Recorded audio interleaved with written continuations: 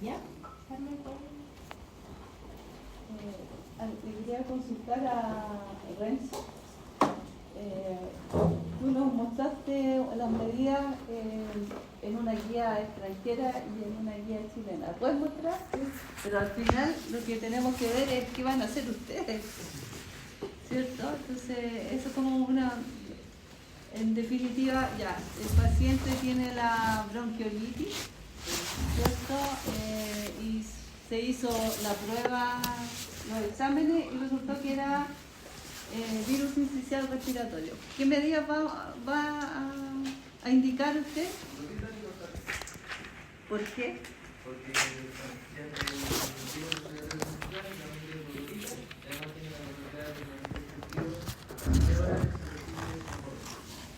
perfecto. Sí, eso. Lo importante, hay una pequeña diferencia en lo que es guías internacionales, pero ustedes tienen que hacer lo que se hace en Chile. Esta es del hospital de Coquimbo y de hecho tiene licencia hasta el 2026. Claro. Perfecto. Entonces, lo otro que también habíamos conversado, que ustedes tienen que conocer lo que se hace en la institución, conocer estas guías, por lo tanto, es correcto. Muy bien. Era para despejar eso, la posibilidad. Ya. Después, lo otro que lo encontré, en una parte me confundí un poco, Yucatán. ¿Ya? A ver, no, yo voy a preguntar algo más directo, que creo que igual es importante. Tú mostraste la epidemiología, ¿no es cierto?, los gráficos. De todo lo que ustedes estudiaron, lo que tú captaste, no sé si puedes mostrar la epidemiología, me parece que la de varios años sería interesante. Sí, esa, ¿cierto? Donde está pre-pandemia, pandemia, ya. Entonces, tú dijiste, en azul está que el virus sincicial respiratorio es el que causa más casos, ¿sí o no? Sí, no en la población general, quizá ahí me equivoqué yo en empezarlo, pero sí ¿ya? en los niños menores de 5 años y en el grupo también. Perfecto, sí. Entonces ahora ya, tú estudiaste todos los virus, estudiaste la transmisión, ¿qué justifica que sea el virus sincicial respiratorio y no otro virus? No sé, podría ser para influenza o el metaneumovirus, que sea el que cause mayor cantidad de casos. Tú podrías decir, alguien que te pregunte, pero ¿por qué el virus sincicial? ¿Qué justificación podrías darle tú en base a todo lo que has estudiado? Lo que pasa es que si bien nosotros consideramos que el virus respiratorio sincicial tiene presencia de manto, por lo cual lo haría más lábil, digamos, al medio ambiente, sí también hay evidencia de que al toser y estornudar, tiene un alcance, digamos, por gotitas de hasta 2 metros y además puede vivir en superficie por hasta 7 horas. Entonces eso lo hace de más fácil transmisión. También como la transmisión es más habitual en niños, obviamente tenemos lugares más cerrados. En invierno, como los niños están más agrupados, en sala cuna, colegios, jardines, etcétera, se hace una mayor transmisión porque los niños va a sonar súper burdo lo que quiero ustedes, pero son más cochinos, que no se lavan tanto las manos, no se tapan la boca al estornudar, entonces lo hace de más fácil transmisión. No siguen instrucciones los niños porque son niños. Exacto. Van a seguir las instrucciones. Sí. Entonces eso, porque la transmisión como generalmente estos bits suceden, y como le dije, en el grupo etario menor de 5 años, los niños, como dicen ustedes, no siguen instrucciones, entonces no se tapan la boca, no se lavan las manos, contaminan los juguetes y obviamente si están en el colegio o en sala cuna entre 5 hasta 9, hasta 12 horas, en algunos casos con extensión horaria, si este tipo respiratorio va a seguir viviendo durante 7 horas, la superficie obviamente va a comenzar a ¿Solo esa sería la razón? ¿Habría alguna más? ¿Se le ocurre a alguno de ustedes? ¿Alguna otra razón por la cual el virus sincicial podría todavía seguir siendo el más frecuente, el que causa casos de... Básicamente el frío es como un factor en contra que tenemos a la hora de enfermarnos, sobre todo a nivel respiratorio. Eso a mí se me ocurriría que como una de las cosas también que justo en las fechas, son como fechas bien de frío, de hecho este año pasado yo he visto como harto como de promoción de que en el invierno hay que estar más protegidos, guías contra el virus respiratorio sincicial. Entonces eso diría yo que por la Pero eso corre igual para la influenza que para el sincicial respiratorio, porque ambos son virus, incluso ambos tienen manto. ¿Qué diferencia hay ahí entre el mecanismo de transmisión? Corresponde a los de gotita y por contacto indirecto, entonces, agregando todo lo otro, entonces en un espacio cerrado, contacto indirecto, una corriente de aire o un estornudo puede infectar a otro niño, entonces los mecanismos de transmisión también sería importante que puede hacer que sea más fácil la prevalencia de determinados virus que... Acuérdense que el virus influenza, lo mismo en el caso anterior, también se transmite por el contacto, principalmente por gotitas, pero también por contacto. Entonces esa no es la diferencia. Hay una cosa, un detalle que creo que se les olvida, ¿cierto? Hay un detallito que lo que no hay aún masivamente para el virus sincicial respiratorio. ¿A alguien se le ocurre, no? ¿Qué es lo que no hay? Vacuna. Es que sí se mencionó en una... Sí, mira, a mí me gustaría, no sé, respecto de lo mismo, no sé si revisaron, justamente al abrir la página del instituto ayer me aparecía la noticia de la cantidad de casos de, ¿lo vieron? De cómo disminuyó respecto del año pasado, ¿sí? Sí, era el año pasado menos, comparando la similar semana del año pasado a ahora, era el año pasado creo que de 1.400 casos aproximadamente, y este año era como 400, 500. Era una diferencia de 4.000 a 12.000 casos. Eso del total.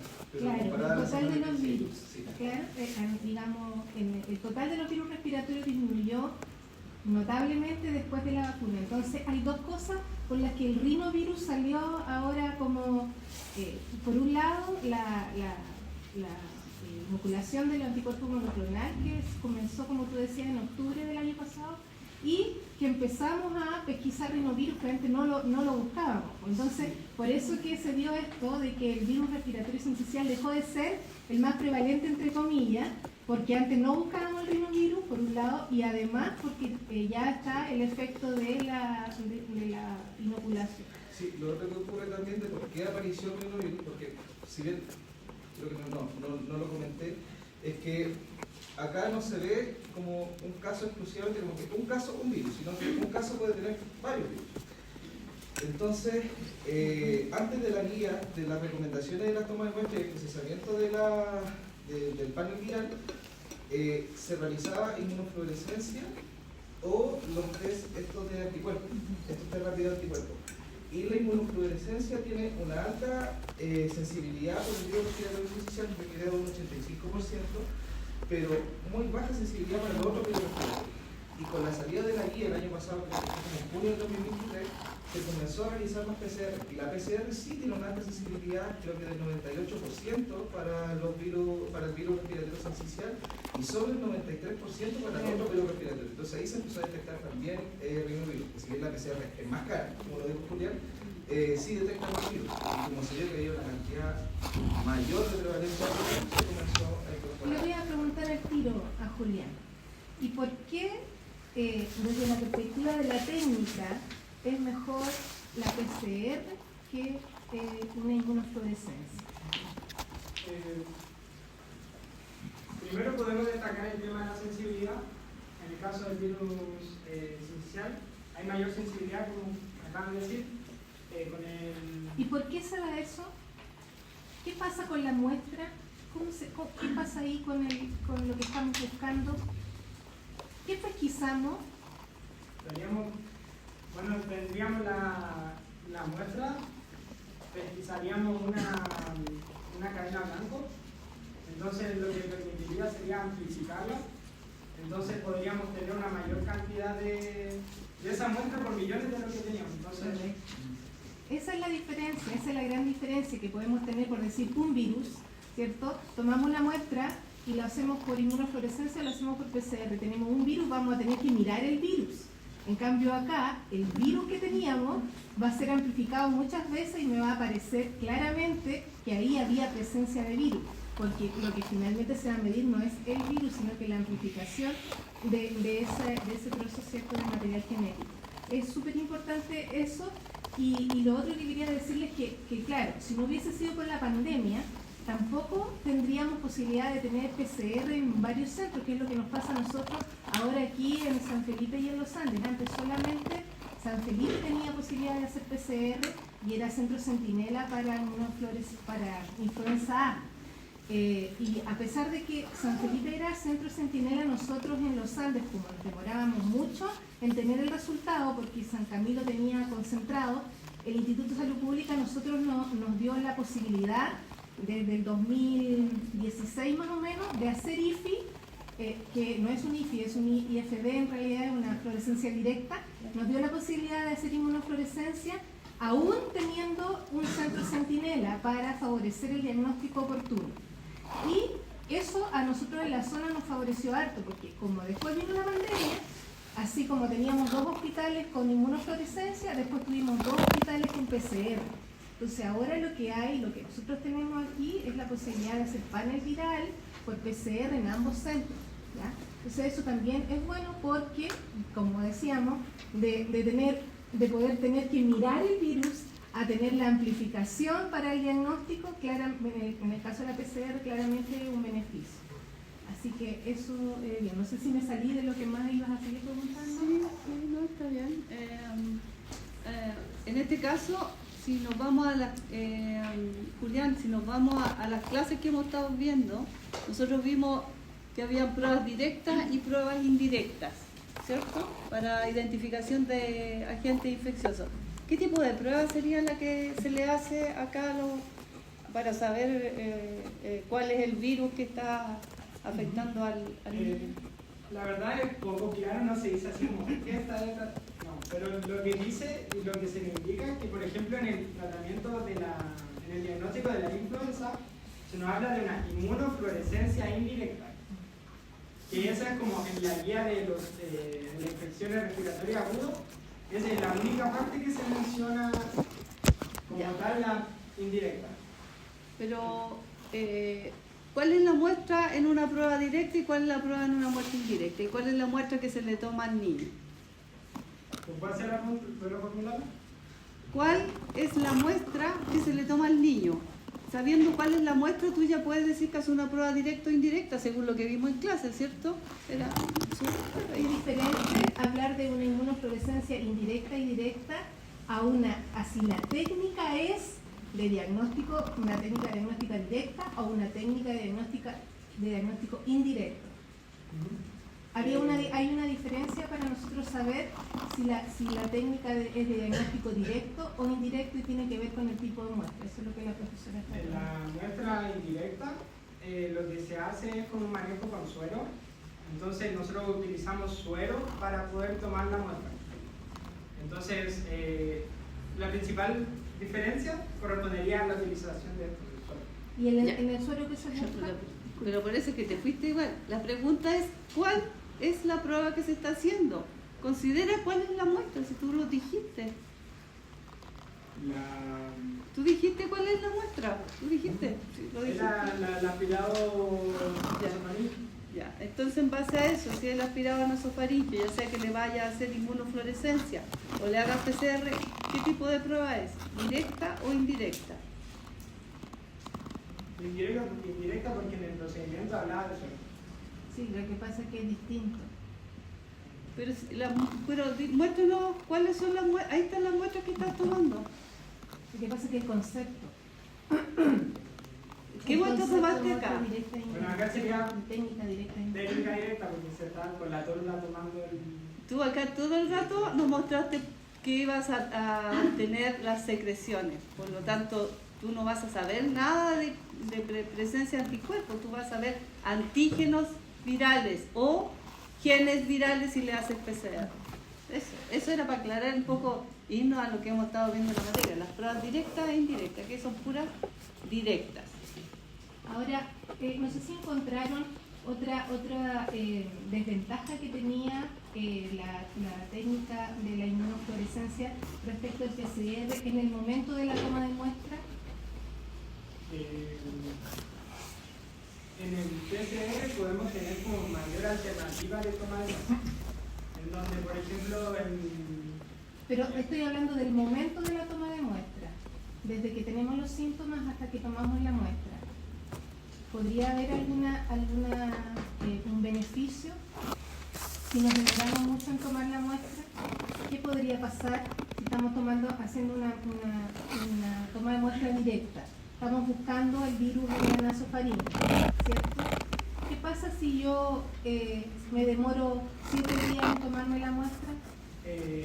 Está establecido que podemos tener la muestra entre 3 a 5 días como máximo. Entonces, si nosotros pasaríamos de esta muestra los 5 días, si no la tuviéramos como refrigerada en un baño de hielo, a la hora después de procesar la muestra no sería como certera para hacer. Ya, y si el paciente yo se la tomo el día 7, ¿cuántos virus va a tener? Va a tener poco virus. Sí. Entonces, por eso que también la PCR sigue siendo beneficiosa en ese caso, porque inclusive la podemos tomar pasados los 5 días, igual tenemos posibilidad de obtener el resultado. En cambio, una técnica de inmunofluorescencia, como que lo que buscamos es cantidad de virus, pasados los 5 días ya no tenemos la cantidad de virus que teníamos, entonces aunque el paciente tenga la sintomatología y efectivamente haya estado enfermo, en este caso con sincicial, la técnica no va a permitir identificarlo por la carga viral, ¿ya? Y ese es otro beneficio que tiene la PCR por sobre la inmunofluorescencia. ¿Ya?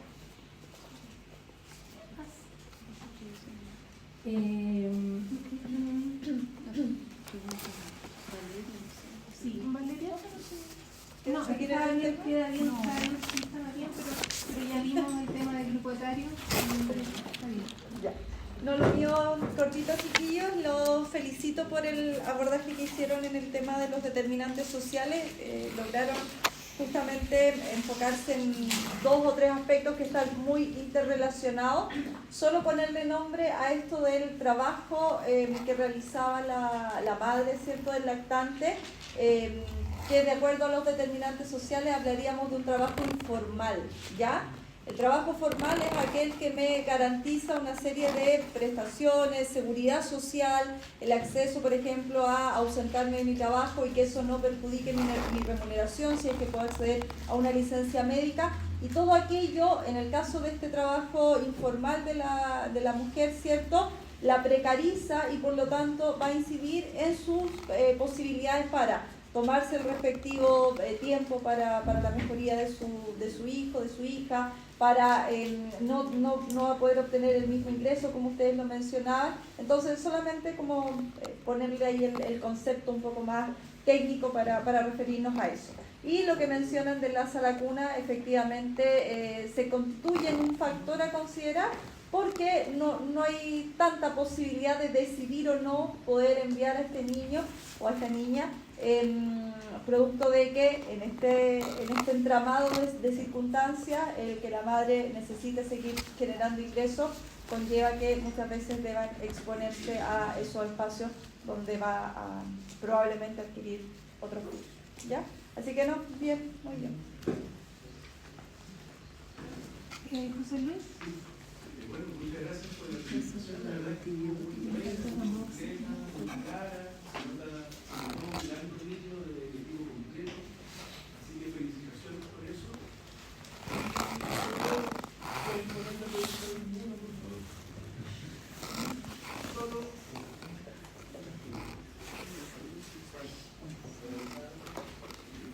La respuesta es la siguiente.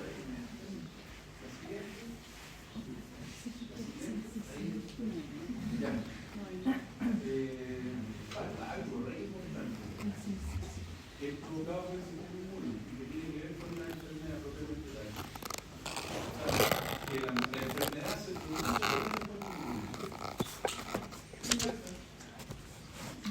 Tiene pocos de neumonía, ¿cierto? ¿Qué significa eso? Que tenga pocos de neumonía.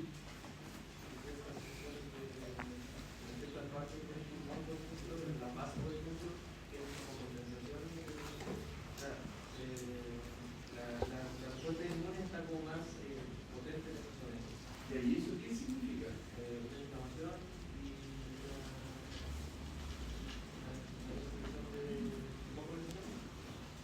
claro, pero mire, cuando hablamos de inflamación, la inflamación es genérica, ¿cierto? Los mecanismos de la inflamación son comunes, independientes del patógeno que lo origina. Son más o menos lo mismo. está la medida por citoquina en respuesta A, ¿cierto? Pero ¿qué le falta para completar el caso en el alveolo? ¿Qué provoca? ¿Cuál es el mayor problema de inflamación en el alveolo? El edema, fluido en el alveolo. Eso es súper importante como parte, como un mecanismo de daño propio del sistema inmune, que incluso si es masivo o generalizado, puede comprometer la vida del niño. Entonces, eso hay que decirlo para otro caso. O sea, si hablamos de alveolo, la inflamación es sinónimo de infiltración alveolar, edema alveolar y por tanto de alteración en la difusión de gases, y eso puede provocar la muerte del niño. ¿Sí? Entonces, solo eso le faltó, y eso era muy importante. Los 8 ligeros también, pero tal vez lo que más puede contribuir a las manifestaciones y al riesgo del bebé es el edema y la infiltración alveolar. Para que no se me olvide eso, porque no lo dijeron, lo eché de menos. Yo esperaba eso, de hecho. Lo otro está bien, pero lo más importante es eso. Eso es más joven. Muchas gracias. Una cosa chiquitita. ¿Encontraron el dato por qué este es un virus considerado importante o relevante en los menores de 5 años? ¿Cuál es la relevancia desde la perspectiva clínica?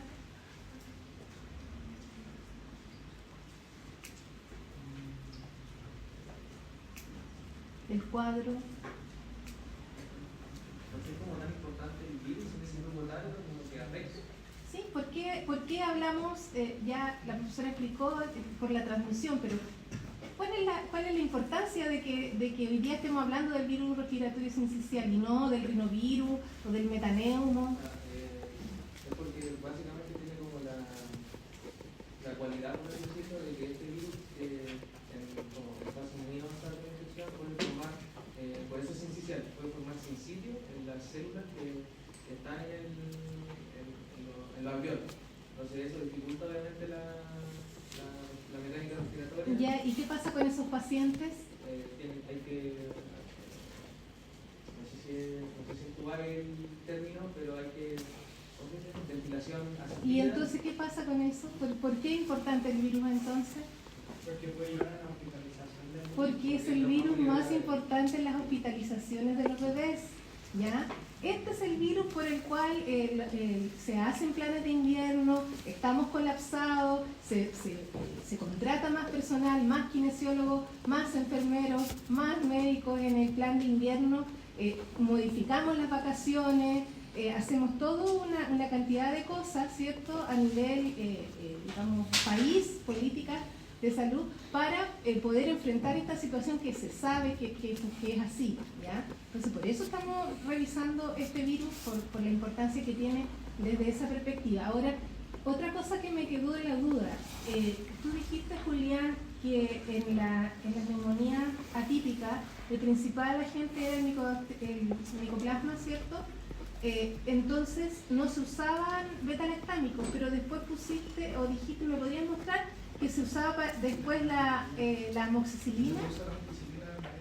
¿Sí? ¿Por qué? ¿De dónde salió eso? No, esa parte no... Esa está la misma guía de Nisa. Sí, lo que pasa es que se sugiere utilizar igual amoxicilina porque, como también se mencionó al principio, en el caso de esta NAC no se busca identificar el agente infeccioso que causa la neumonía, adquirir neumonía.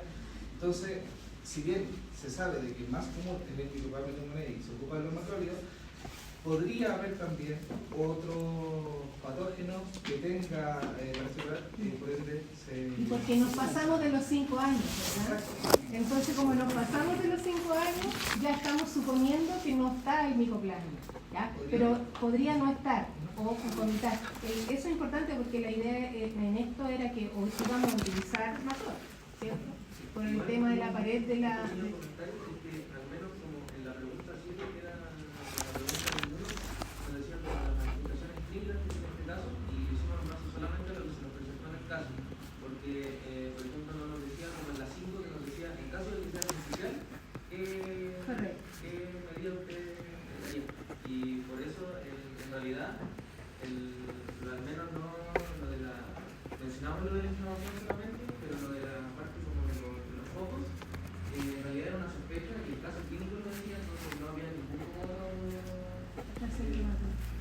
clínico, lo que quiera que existían fotos más de los clínicos y las clínicas.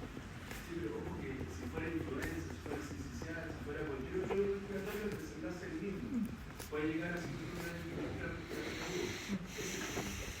ojo por eso tiene que ir tanto el número de contaminación. Y también lo de los sitios, que me imagino que por eso lo preguntó, que porque es como tan importante este video, por eso no están como ahí, porque no sabíamos cuál era la gente. Está bien. Perfecto. Ya chicos, muchas gracias.